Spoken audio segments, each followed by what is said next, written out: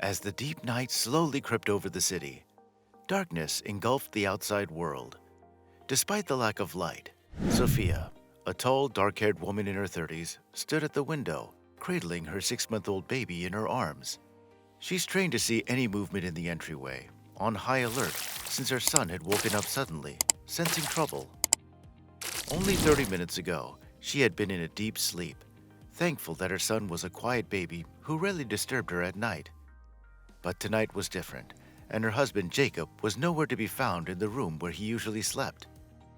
After the birth of their son, Jacob had moved to another room, citing work obligations as an engineer in a local factory. He claimed that his sleep was crucial to his work, and Sophia, being understanding, didn't mind giving him more rest. But as the days passed, Sophia began to feel like her husband had been replaced by someone irritable and constantly snappy. Jacob came home from work later and later, citing a huge contract that required all the staff to work late without days off.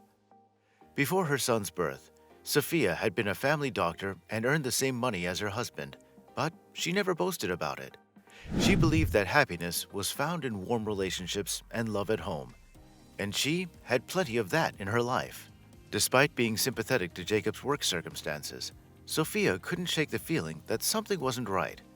She cradled her baby and looked out into the dark night, wondering what the future held for her family. Picture this: a beautiful 3-bedroom apartment with a terrace, exclusive condo amenities like a gym and a pool, and an ideal location. That's where Sophia and her husband Jacob live. It wasn't easy to purchase the apartment. Sophia invested all her savings, and they still needed a loan to make it happen. Jacob, unfortunately, didn't have any savings to contribute, which meant they were left counting every penny. The loan they took out weighs on them, but Sophia sees a light at the end of the tunnel. As soon as her son starts walking, her retired mother, Mrs. White, had offered to take care of him. Sophia's plan is to go back to work, and her mother's eagerness to spend time with her grandson meant it's a perfect solution. Mrs. White had been complaining about her boredom, and her children had all grown up and moved away to pursue their educations and careers abroad. Only Sophia had stayed close to home. Despite being alone, Mrs. White owned a big house on the outskirts of town that she had inherited from her late husband. She had offered to sell the property, move into a smaller apartment, and give the rest of the money to Sophia and Jacob to help pay off their apartment loan. She believed that they deserved to have a place that they can call their own without worrying about being left homeless one day. Sophia couldn't be more grateful to her mother, who had always been there for her, and was touched by her generosity. With the burden of the loan lifted from their shoulders, they could start planning for the future, knowing that they had a supportive family behind them. Jacob was ecstatic about his mother-in-law's suggestion. "What a great idea! Why do we need such a big house?" he exclaimed. "Especially since your older children are much better off. Your older son is a lawyer in an international company, and your eldest daughter travels the world with her husband, making money by typing on a laptop in a beach lounger, listening to the sound of waves. But we don't live like that. I have to work in a factory at a job that's meant for 3 people to pay off our loan. And now the baby came unexpectedly, so your help would be very useful. I'm even willing to go to the trouble to sell your house and draw up all the documents myself." However, Sophia was strongly against selling the house she grew up in. "Thank you, dear Mummy, but I would like my son to come and visit you and play in the fresh air, swim in the pool, and have the whole family gathered at the table in the garden, chatting merrily and drinking tea with your cakes, just like old times. By the way, our brother and sister still come by to visit sometimes.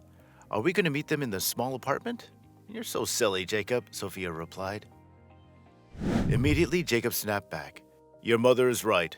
This house stands without a man's hand, and it will soon begin to crumble. But it can be sold for a lot now. Later, who will need this ruin?"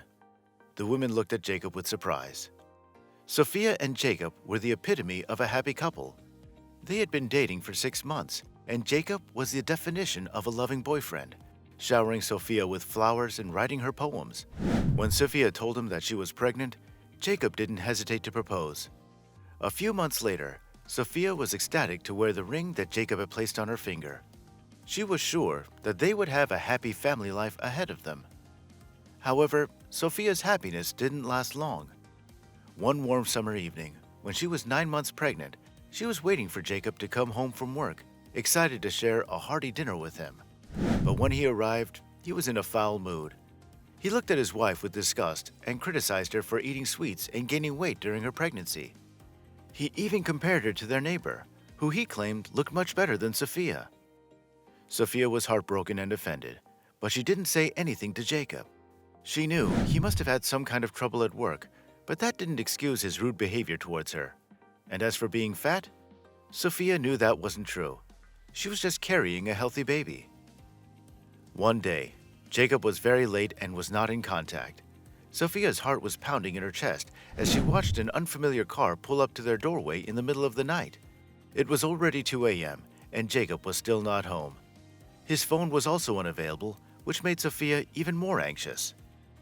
But what she saw next was beyond her wildest nightmares. Her husband Jacob stepped out of the car with a young woman with bright red hair. Sophia's eyes widened in disbelief as a woman leaned over to Jacob and kissed him gently on the lips. The couple embraced and said goodbye, and Jacob walked towards their apartment building.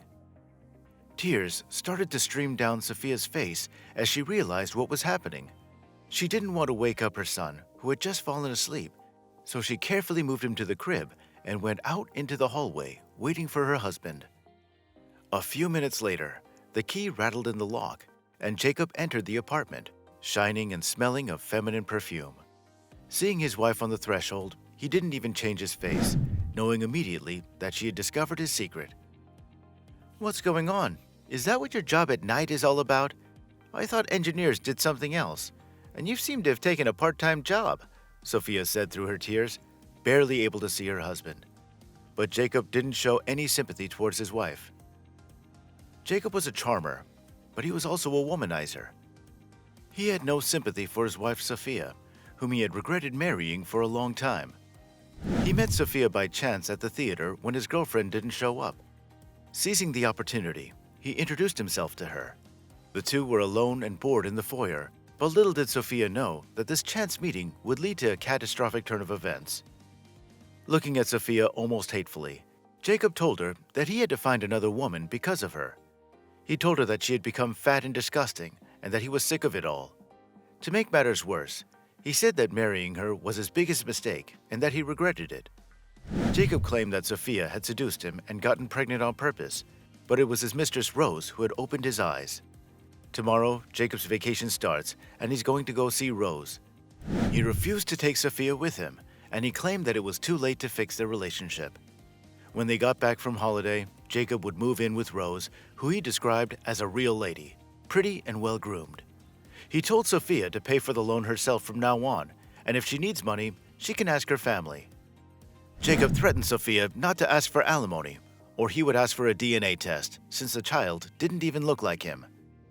After saying those words, Jacob went to his room to pack his things, having previously called Rose to come and get him. He didn't care that he had just shattered Sophia's life. He had never cared about her to begin with. It was evident that he was only interested in his own pleasure and satisfaction. Sophia was left in shock, not knowing what to do or say. She had never been the type to make a scene, but deep down, she knew that she had to find the strength to move on from this devastating blow. The agony of Jacob's betrayal lingered on in Sophia's heart long after he had left, without so much as a goodbye.